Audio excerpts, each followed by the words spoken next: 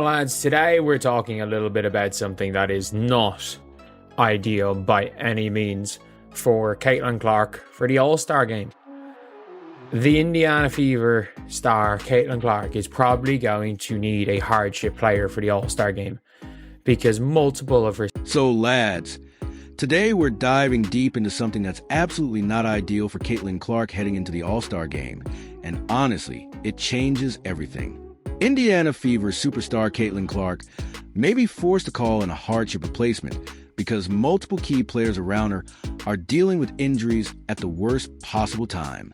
Suddenly, all that pressure and anticipation that was supposed to be shared, it's sitting squarely on Clark's shoulders. But here's the thing, this is who she is. When adversity knocks on Caitlin's door, she doesn't just open it politely.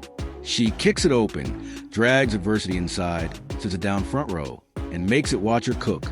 Every major moment of her career has come after setbacks, doubts, and noise, and she's turned all of it into fuel. This all-star obstacle? Just another chapter in a story built on pressure, grit, and greatness. So A'ja Wilson, man, she looked like she might not actually make it to the All-Star game, man. Have that hurt, injured wrist. And I see it in the cast, man, right over here in the corner. If y'all can see that, I know it's a tad. The All-Star game was supposed to give us a historic moment. Caitlin Clark teaming up with A'ja Wilson for the first time. Two generational stars on one stage, one team, one mission. Fans were beyond excited. The buzz was unreal. The hype was electric. This was the duo everyone wanted, the partnership that could have rewritten the All-Star playbook. But with Wilson's wrist injury, that dream took a hit. The spotlight that was supposed to be split between two superstars now burns hotter and brighter on Clark alone. And while the moment got flipped on its head, if there's anyone built to handle the weight of a shifted narrative, it's Caitlin Clark. Every time the moment grows bigger, she grows bigger with it. Myth statue. Either way, A'ja Wilson is currently injured. Yes, A'ja Wilson is currently injured, which is not good, and it does not seem great. They say she has a sprained wrist with no timetable to return, and that means she's probably out for the All-Star game. That means she's probably out. So it's the rookies. It's the rookies. Like, it is Caitlin Clark and the rookies versus... A'ja Wilson's injury happened in the Aces' 87-78 loss to the New York Liberty. And it was one of those falls that makes your stomach drop instantly. Driving to the basket, making one of her signature aggressive moves, she got fouled, lost her balance, and landed awkwardly on her right wrist. It wasn't just a regular fall. It was a type of moment that instantly silences an arena. The Aces bench sprinted to her like she was the last slice of pizza at a college dorm party. Fast, frantic, and panicked. Wilson, being the warrior she is, tried to tough it out. She hit her free throws. She played multiple possessions. She fought against the pain because that's what championship caliber players do. But even superheroes have limits, and eventually she realized she was done for the night. All right, so yeah, I ended up seeing this yesterday where she actually had this cast on her wrist. And I remember Angel Reese wearing this as well. She was out for a good minute after hurting her wrist. So I don't think A'ja Wilson will be making. The MRI came back showing a sprain, not a break, which is a massive relief considering how bad it looked live. But even a sprain, depending on the grade, can sideline a player for 1 to 3 weeks. And here's the issue. We're less than 7 days from the All-Star game. The timeline just doesn't add up. It's the kind of injury that's good news long-term but devastating short-term. Clark was counting on Wilson's dominance to anchor Team Clark. Instead, she now faces the biggest showcase of her first WNBA season without the league's most unstoppable force. The All-Star game was supposed to be a celebration. Now it might be a survival test. After A'ja Wilson's fall and wrist injury the other night, I was super nervous that it was going to be something more serious. It really looked bad, especially the way she landed. I've had that fracture from a similar fall, and my wrist immediately started hurting. She did have an MRI yesterday. She posted this: "Welp, nothing wakes you up like the sound of an MRI machine, but just want to say thank you for the prayers, New York Liberty. Thank you so much for the quick help and privacy. Truly appreciate it. Natasha Cloud was a real one for that.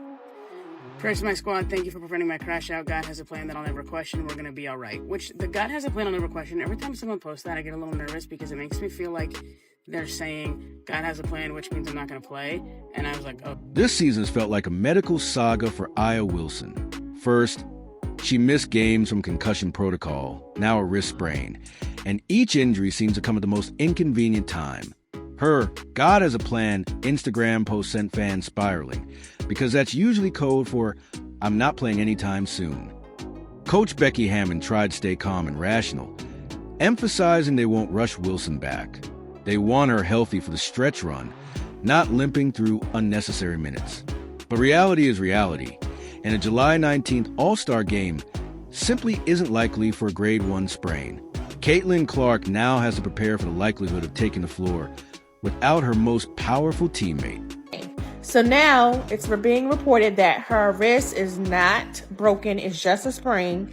So we'll probably see her pretty soon, after she takes some time to heal and rest. So I'm just so glad it's not broken. This is such good news. She's not going to play tonight in tonight's game between the Aces and the Mystics. So, but give her some time to heal up and we'll see her soon. I'm just so glad it's not broken. This is the best news ever. Even without Wilson, Team Clark isn't suddenly helpless. Caitlin assembled a strategic roster built around chemistry, versatility, and high basketball IQ. She has Aaliyah Boston, a defensive anchor, rim protector, and someone who already knows Clark's rhythm from their time in Indiana. Sabrina Ionescu adds elite shooting, court vision, and a championship pedigree. Saddis Abali brings an international swagger, scoring, length, and defensive versatility. Kelsey Mitchell adds instant offense and deep three-point shooting, perfect for all-star pace. And Gabby Williams? She's a defensive glue who makes big plays in big moments. Clark didn't just draft stars. She drafted winners who know how to elevate under pressure. Angel Reese, girl, I'm curious, where are your followers at? And just in case you guys aren't aware, because Angel Reese and all her fans want to tell us all the time, she's just as important with the growth of women's basketball because of all of the followers and all of the people who care about Angel Reese and want to get to know her. She's got 4.9 million followers on Instagram and she's doing really well on TikTok. But we all know that the 2025 All-Star Starters lineup dropped and Angel Reese is nowhere. Meanwhile, the so-called Caitlin Clark versus Angel Reese rivalry continues falling apart in real time. ESPN and social media try to push this narrative that these two were equal competitors. Two sides of the same coin, battling for the throne of women's basketball. But reality hits much differently. Clark is a captain leading her own all-star squad. Angel Reese? She's a reserve, not a starter, not a co-leader, not a headline draw at this event. For a rivalry that supposedly defined the league, their paths couldn't be more different. The media wanted drama, but Clark moved beyond it. She's operating in a different universe.